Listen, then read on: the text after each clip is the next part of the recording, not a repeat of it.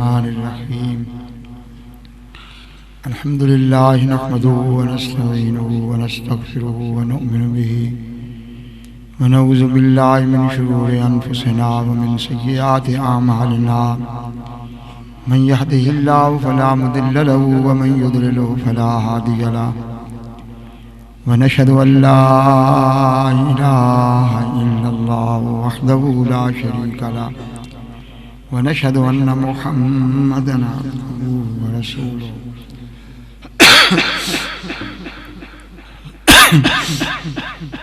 صلوات الله وسلامه عليه وعلى آله الطيبين الطاهرين وأصحابه الهاديين المهديين أما بعد فأعوذ بالله من الشيطان الرجيم بسم الله الرحمن الرحيم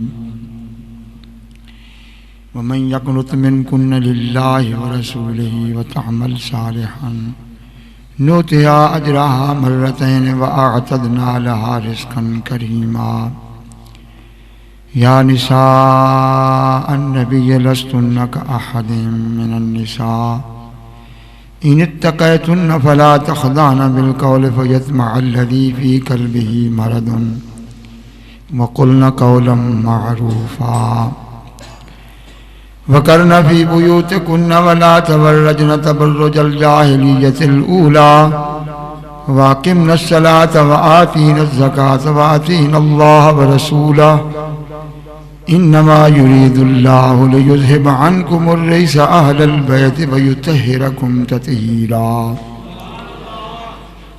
وعن أم المؤمنين عائشة رضي الله تعالى عنها قال خرج رسول الله صلى الله عليه وسلم غداة وعليه مرة موحر من شعر أسود فجاء الحسن بن علي فأدخله فيه ثم جاء الحسين فدخل معه ثم جاء فاطمة فأدخلها ثم جاء علي فأدخله ثم قال اللهم هؤلاء أهل بيتي فاذهب عنهم الرجس وطهرهم تطهيرا.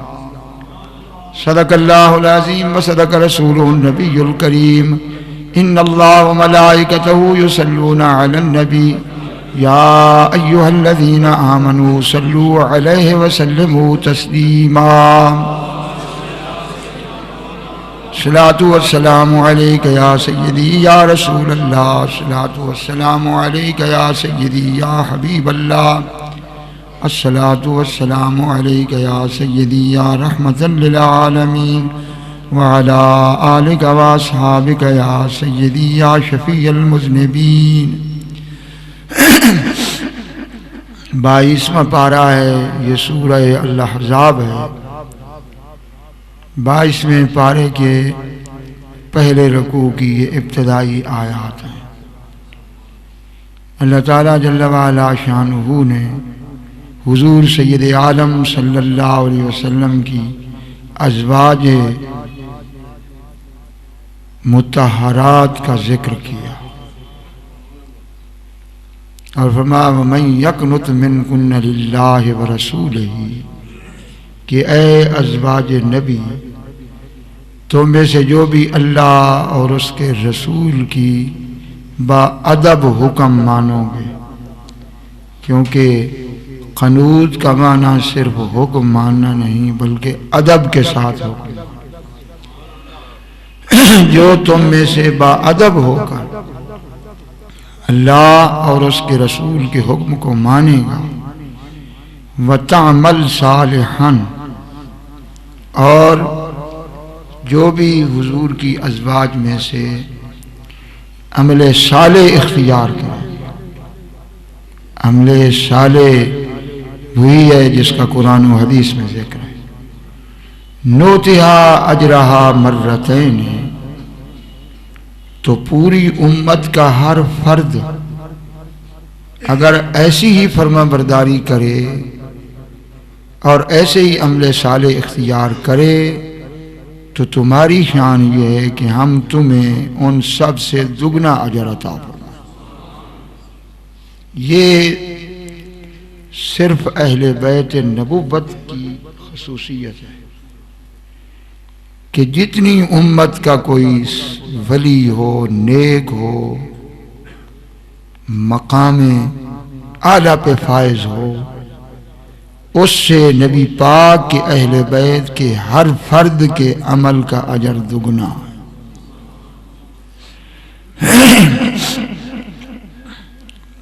اس لیے میرے حضرت نے ملفوظات میں فرمایا جو مرات العاشقین کے نام سے ہے کہ اگر ایک سید ہو اور ایک غیر سید ہو، دونوں برابر کے عالم ہوں، برابر کے متقی ہوں، برابر کا مجاہدہ کرنے والے ہوں، تو ان کے درجات میں اتنا فرق ہے جتنا زمین اور آسمان کا۔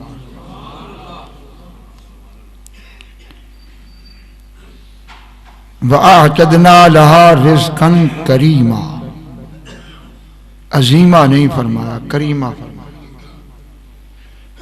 اور اے ازواج نبی، تمہارے لیے ہم نے بڑا ہی عزت والا رزق تیار کر رکھا ہے۔ اس پر علماء کا اتفاق ہے کہ اہل بیت نبوت کا اجر باقی ہر صالح امت سے دگنا ہے، لیکن اس پر بھی علماء کا اتفاق ہے کہ اگر اہل بیت میں سے کوئی شریعت کے خلاف قدم اٹھا کے برائی کا ارتکاب کرے گا تو اس کا گناہ بھی دگنا ہے۔ یہ ان کی شان بھی ہے اور یہ ان کی بہت بڑی ذمہ داری بھی ہے۔ یہ ہو نہیں سکتا کہ نبی پاک کے گھرانے سے تعلق ہو اور اس کا قدم شریعت کے خلاف چل رہا۔ یا نساء النبی لستن کاحد من النساء، اے نبی پاک کی ازواج، روئے زمین کی کوئی عورت تمہاری مثل نہیں ہے۔ لستن کاحد من النساء ان اتقیتن، شرط یہ ہے کہ تم متقی رہو، تقوی اختیار کرو۔ اور تقوی دو قسم کا ہے، ایک ظاہر کا ہے، ایک دل کا تقوی ہے۔ ظاہر کا تقوی ہے اپنے ظاہری اعضاء کو شریعت کے مطابق ڈھالنا، آنکھ کی حفاظت، کان کی حفاظت، زبان کی حفاظت، ہاتھوں کی حفاظت، پاؤں کی حفاظت، یہ ظاہر کا تقوی ہے۔ اور دل کا تقوی سید عالم کا ادب ہے، وہ کبھی باطن کا متقی نہیں ہو سکتا جس کے دل میں حضور کی عظمت نہیں، حضور کا ادب نہیں۔ تو اگر ظاہر کا متقی ہو اور دل میں تقوی نہ ہو تو اس تقوی کا کیا فائدہ؟ کسی گندی ڈھیری پر سفید چادر ڈال دیں تو دیکھنے والا تو کہے گا بڑی خوبصورت اوپر چادر ہے، لیکن اندر گندگی پڑی ہو تو سفید چادر اس کی گندگی کو تو نہیں بدل سکتی۔ صوفی بنا ہوا ہو، گردن جھکی ہوئی ہو، بڑی آرام سے چل رہا ہو، آنکھیں نیچی رکھے، کان نیچے رکھے، لیکن دل میں سید عالم کی تعظیم اور ادب نہ ہو تو یہ منافقت تو ہو سکتی ہے، تقوی نہیں ہو سکتی۔ من يعظم شعائر اللہ فإنها من تقوی القلوب، من يعظم شعائر اللہ فإنها من تقوی القلوب، جو اللہ تعالیٰ کی نشانیوں کی تعظیم کرتا ہے، فرمایا وہ دل کا متقی ہے۔ اور اللہ تعالیٰ کی نشانیوں میں سب سے بڑی نشانی ذات مصطفیٰ، قد جاءکم برہان من ربکم، ذات باری تعالیٰ کی دلیل کبریٰ وجود مصطفیٰ ہے۔ عالمین میں جتنی نشانیاں ہیں وہ نور محمد سے نکلی ہیں، باقی جتنی نشانیاں ہیں وہ وجود مصطفیٰ کے جلوے ہیں، اور سب سے بڑی نشانی ذات مصطفیٰ ہے۔ اور وہ تقوی کو پا ہی نہیں سکتا کہ جس کا دل حضور سید عالم صلی اللہ علیہ وسلم کے ادب اور محبت سے بھرا ہوا نہ ہو۔ اس لیے فرمایا ان اتقیتن، یہ قید اس لیے لگائی کہ تقوی تو ناز کرتا ہے اہل بیت محمد پر، اور تقوی ان کے گھر سے نکلا ہے، اور تقوی کی خیرات تقسیم ہی ان کے گھر سے ہو رہی ہے۔ یہاں ان اتقیتن کی قید لگائی کہ وہ سارے تقوی سمٹ کر تم میں آ جائیں گے اگر میرے محبوب کا ادب تمہارے دلوں میں موجود رہے گا۔ فلا تخضعن بالقول فیطمع الذی فی قلبہ مرض، اور اگر اونٹ کے پیچھے کسی سے کلام کرنی پڑے تو ایسی نرم گفتگو نہ کریں کہ کسی منافق کے دل میں، جس کا دل مریض ہے، کوئی اور بات نہ آ جائے۔ وقرن فی بیوتکن، اور اپنے گھروں میں وقار حاصل کرو، بلا ضرورت شرعی کسی مسلمان عورت کو جائز نہیں ہے کہ وہ نکلے۔ اب اس دور کے اندر یہ عید پڑھنی ایسے ہی ہے جیسے کسی صحرا میں کھڑے ہو کر آواز بلند کرنے والی بات، جہاں بات ہی صرف حقوق نسواں کی ہو رہی ہو۔ یہ پتہ نہیں ہے کہ اسلام نے حقوق نسواں کیا رکھے ہیں۔ وہ حقوق نسواں سارے یہودی کی طرف سے ٹرانسفر ہو رہے ہیں، عیسائیوں کی طرف سے ٹرانسفر ہو رہے ہیں، اور یہ کلمہ گو مسلمان ہر یہودی اور نصرانی کے آستان سے آنے والی چیز کو ہاٹ کیک سمجھ کر ہڑپ کر رہا، اور پھر دعویٰ بھی یہ ہے کہ اسلام کو تنگ مذہب ہے۔ گویا کہ ہمیں کیا ضرورت ہے اسلام پر عمل کرنے کی؟ اسلام ہمارے پیچھے پیچھے چلتا ہے جدھر ہم جا رہے ہیں۔ اسلام نہ تیرے باپ کی اداؤں کا نام ہے، نہ تیرے نخروں کا نام ہے، اسلام محبوب کبریا کی محبوب اداؤں کے مجموعے کا نام ہے۔ یہ دو طرفی باتیں مت کرو، یا اسلام کا نام نہ لو، جاؤ جہاں جانا ہے، گندگی کیوں کرتے ہو؟ اور اگر اسلام کا نام لاتے ہو تو منافق مت بنو۔ اسلام کہہ رہا ہے کہ میں فقط یہی ہوں کہ فاتبعونی یحببکم اللہ۔ یہ ہے اسلام کہ میرے محبوب کی قدم بقدم پیروی کرتے آؤ تو پھر تم محب نہیں رہو گے بلکہ میں تمہارا محب بن جاؤں گا۔ اور آج اگر ہم یہ کہیں عورتوں کو کہ گھر میں وقار حاصل کرو تو ایک طوفان بدتمیزی کھڑا ہو جائے۔ سب سے پہلے تو ہمارے خلاف قرارداد اسمبلی کے ارکان پیش کریں گے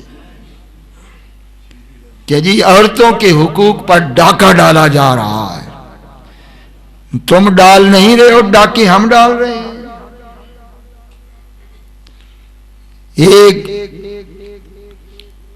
کتابیں دنیا میں بڑی ہیں، کسی کتاب پر غلاف چڑھایا جاتا ہے؟ بتاؤ، قرآن کے علاوہ کیوں خلاف چڑھاتے ہو؟ ہر وہ چیز جو عزت والی ہوتی ہے اس کو ڈھانپا جاتا ہے۔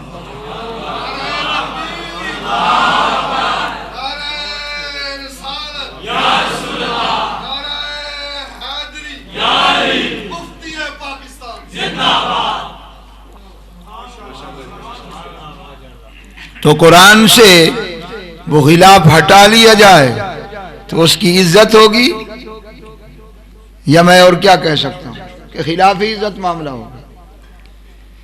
دنیا میں اور بھی بڑی کتابیں ہیں، کسی پر غلاف نہیں چڑھایا جاتا۔ قرآن پر غلاف اس لیے چڑھایا جاتا ہے کہ یہ عزت والی کتاب ہے، اور اس کی عزت کا تقاضا یہ ہے کہ اس کو ڈھانپا جائے۔ دنیا میں بڑے گھر ہیں، کسی گھر پر خلاف نہیں چڑھایا جاتا، کعبۃ اللہ الحرام پہ چڑھایا جاتا۔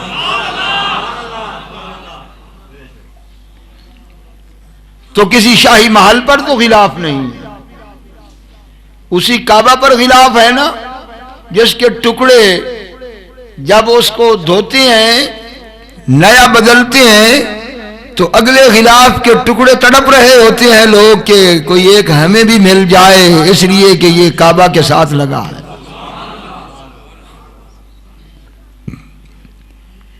تو اسلام نے کہا کہ یا ایھا النبی کل ازواجک و بناتک و نساء المؤمنین یدنین علیہن من جلابیبہن، اے محبوب حکم فرما دیں، اے محبوب یہ حکم فرما دیں اپنی ازواج کو، اپنی بیٹیوں کو، اہل اسلام کی عورتوں کو کہ یدنین علیہن من جلابہن، سر سے پاؤں تک اپنے اوپر غلاف ڈال لیں، پردہ ڈال لیں۔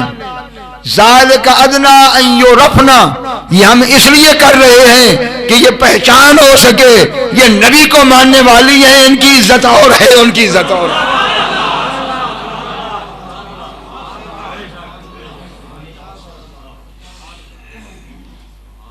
اور تم ان کو ننگا کر کے بازاروں میں لا کر یہ کہہ رہے ہو کہ ان کی حقوق پہ ڈاکہ ڈالا جا رہا ہے۔ اگر تمہیں پتہ ہوتا کہ عزت ذلت کا معیار کیا ہے تو پھر تو سمجھتا کہ عزت کس میں ہے، ذلت کس میں۔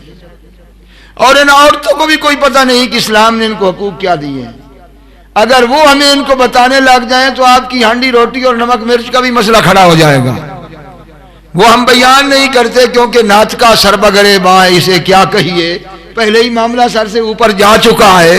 اگر ہم ان کی اصلی حقوق بتانے لگ جائیں گے تو پھر آپ کو روٹی بھی ہاتھ سے پکانی پڑ جائے گی۔ تو بات شریعت کی کرتے ہو تو ان کو بتاؤ کہ حقوق نسواں کسی اخباری نمائندے سے نہ لو، کسی صحافی سے نہ لو، کسی ڈاکٹر سے نہ لو جسے عربی کا ترجمہ نہیں آتا۔ اگر لینا ہے سورہ احزاب سے لو، ازواج محمد کی سنت سے لو۔ کسی کی بیوی ماڈل نہیں ہے کہ اس کی تقلید کی جائے، کوئی خاتون نہیں ہے کہ جو قابل تقلید ہو، لیکن قرآن نے کہہ دیا ہے کہ یہ نبی کے گھر والے ہیں جن کو میں نے طریقہ دیا ہے، جن کو نبی نے دیا ہے۔ اگر قیامت تک کوئی خاتون عزت چاہتی ہے تو اس رستے پہ آئے جو میرے محبوب کے اہل بیت کا رستہ۔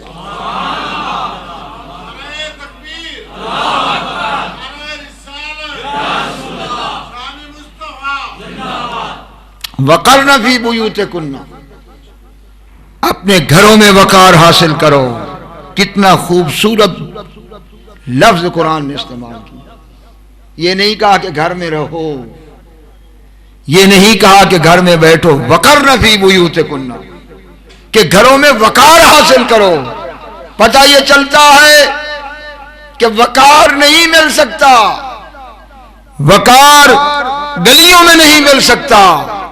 اسلام کو ماننے والی خاتون کا وقار بازار میں نہیں ہے، اس کا وقار بے پردہ ہو کر سوشل گیدرنگ میں نہیں ہے، اس کا وقار اسمبلیوں میں نہیں ہے، اس کا وقار بے پردگی بھی نہیں ہے۔ جس رب نے عزت دینی ہے وہ فرما رہا ہے میں اسی کو وقار دوں گا جو اپنے گھر کے اندر وقار حاصل کرے گا۔ یہ ہے میراث اہل بیت نبوت کی۔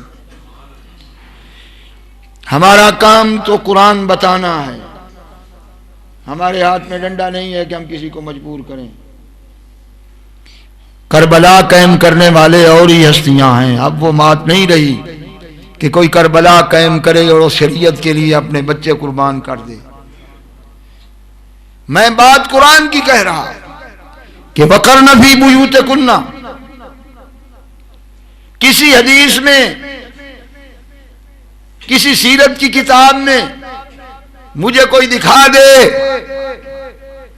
کہ دن کے وقت ازواج مطہرات کو کسی نے اپنے حجرے سے باہر بازار میں قدم رکھتے دیکھا۔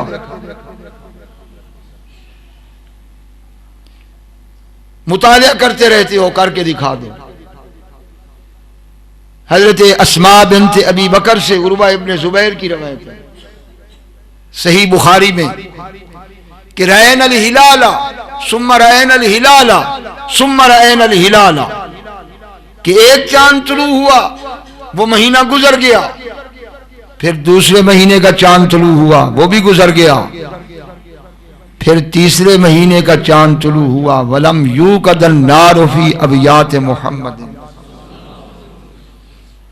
ان 3 گھروں میں 3 مہینے میں حضرت عروہ کہتے ہیں اپنی والدہ اسماء جو ابو بکر کی بیٹی ہیں کہ 3 مہینوں میں حضور کے ازواج مطہرات کے حجروں میں آگ نہیں جلی۔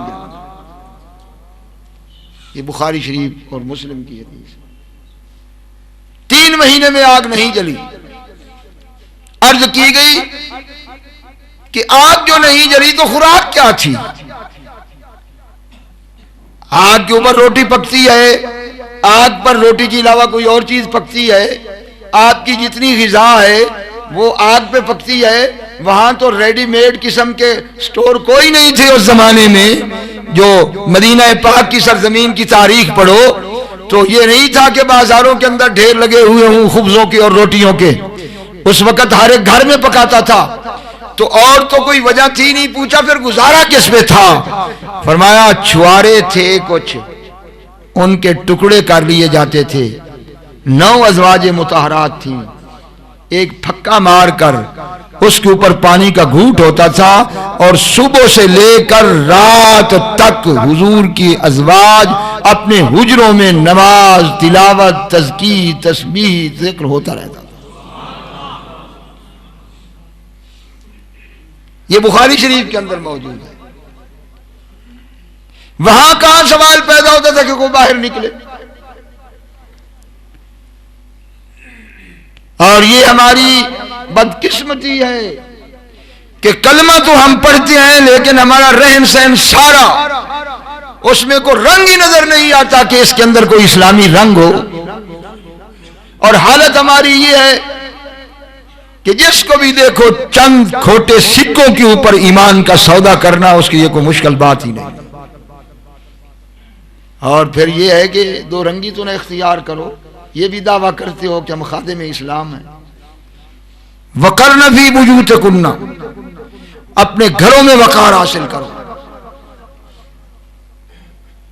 یہ لوگ آپ کو دلیلیں دیں گے اسلام مذہب تنگ نہیں ہے کہ بکریوں کی طرح عورتوں کو گھروں میں باندھ دو اور یہ کر دو وہ کر دو، یہ ان کے دلائل آئیں گے۔ میں یہ پوچھتا ہوں ان میں سے کوئی ایک قرآن اور حدیث کا ترجمہ بھی کر رہے ہو یا اپنی بسری عقل سے یہ اجتہاد کر رہے ہو؟ میں بات قرآن کی کر رہا ہوں۔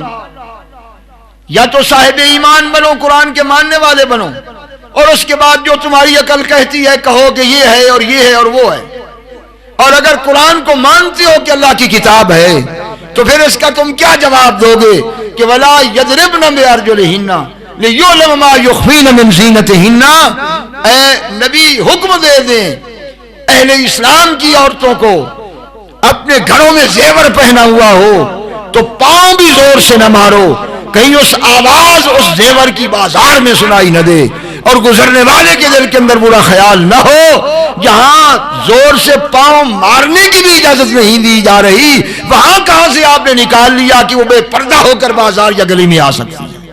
یہ قرآن کی بات ہے۔ اس سے بڑھ کر بھی کوئی بات ہوگی کہ وَلَا يَضْرِبْنَ بِأَرْجُلِهِنَّ، وہ اپنا پاؤں بھی زور سے زمین پہ نہ مارے، لِيُعْلَمَ مَا يُخْفِينَ مِنْ زِينَتِهِنَّ، کہ جو مخفی زینت انہوں نے پہنی ہوئی ہے اس کی کہیں خبر جانے والے کو نہ ہو۔ یہ وہ باتیں ہیں، اور اس میں عفت ہے، اس میں پاک دامنی ہے، اور اس میں مقام ہے، اس میں اجر ہے، اس میں صبر ہے، اس میں بچوں کی تربیت ہے، اس میں نماز قضا نہ ہونے کا خطرہ ہے، اس میں کثرت ذکر کا موقع ہے۔ ورنہ ان کی زندگیوں میں دیکھو جنہوں نے آدھا وقت ادھر گزار دیا، آدھا وقت بازاروں میں گزار دیا، نماز کہاں گئی، تلاوت کہاں گئی، ذکر کہاں گیا، باقی حقوق کہاں گئے؟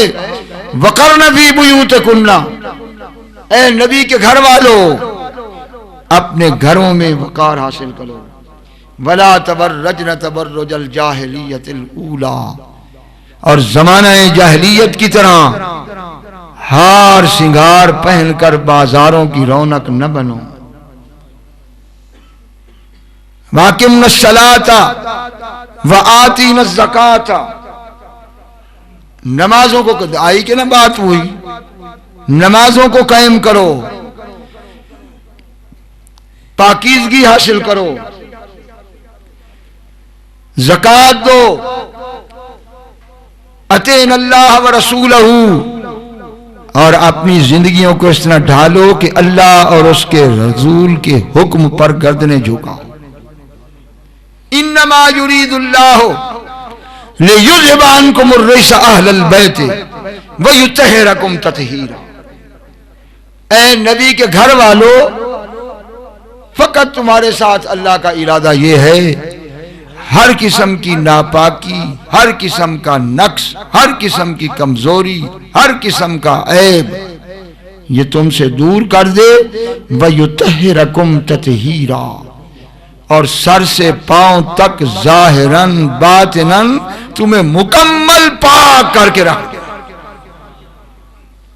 یہ وہ آیات کریمہ ہیں جو اہل بیت نبوت کی شان میں تلاوت کی جاتی ہیں، لیکن اس کا سیاق کبھی ذکر لوگ نہیں کرتے۔ میں نے اس لیے اس کے سیاق و سباق کا ترجمہ کیا اور آپ کو یہ بات پہنچائی کہ کچھ لوگ ہیں جو کہتے ہیں کہ یہ صرف ازواج مطہرات کے حق میں آیات اتری ہیں۔ ان میں امام ترمذی جیسے لوگ بھی ہیں جو بہت بڑے محدث ہیں، وہ اس بات کے اوپر ڈٹے ہوئے ہیں کہ چونکہ خطاب ہی ازواج رسول کو ہے اور پیچھے سے سارا ذکر ہی نبی پاک کی ازواج کا آ رہا ہے، اور انہی کو خطاب ہے نماز قائم کریں، زکوٰۃ دیں، اللہ کی فرمانبرداری کریں، اور پھر آگے فرمایا انما یرید اللہ لیذھب عنکم الرجس اہل البیت۔ تو ایک گروہ یہ کہتا ہے کہ اس سے مراد صرف ازواج مطہرات ہیں، اور ان کے اپنے دلائل ہیں۔ وہ کہتے ہیں قرآن کریم میں اہل بیت کا لفظ جہاں بھی استعمال ہوا ہے وہ نبی کی گھر والی کے لیے ہوا، جیسے ابراہیم علیہ السلام کو فرشتوں نے کہا جب حضرت اسحاق کی خوشخبری دی تو وہ حیران ہوئی، میری عمر و ابراہیم کی عمر کیا ہے؟ تو انہوں نے کہا کہ اتعجبین من امر اللہ رحمت اللہ وبرکاتہ علیکم اہل البیت، کہ اے اہل بیت تم پر اللہ کی رحمتیں اور برکتیں ہیں۔ تو یہاں جو اہل بیت کا خطاب دیا سوا حضرت سارہ کے وہاں کوئی اور تھا ہی نہیں۔ حضرت موسیٰ علیہ السلام نے اپنے گھر والوں کہا اس قال موسیٰ لأہلہم کثوا، اور یاد رکھنا اہل بیت کا لفظ قرآن میں جہاں بھی استعمال ہوا ہے مذکر کے صیغے سے استعمال ہوا، یہ لغت عرب کا مسئلہ ہے۔ ان لوگوں کے یہ دلائل ہیں، اور ہمارے اہل سنت والجماعت نے ان دونوں نظریات کے اندر جو حق رستہ تھا وہ اختیار کیا۔ ایک گروہ نے کہا کہ ازواج مطہرات نہیں ہیں، صرف اس میں نبی پاک کے اولاد شامل ہے، حضرت علی المرتضیٰ ہیں، سیدہ زہرا ہیں، انہوں نے بھی زیادتی کی قرآن کے ساتھ۔ حق یہ ہے جو اہل سنت والجماعت کا مسلک ہے کہ جو بھی نبی کے گھر میں ہیں ازواج مطہرات بھی اہل بیت ہیں، اولاد مصطفیٰ بھی اہل بیت ہیں، بلکہ حضور کے گھر میں جو غلام خدمت کر رہا ہے وہ بھی اہل بیت ہے۔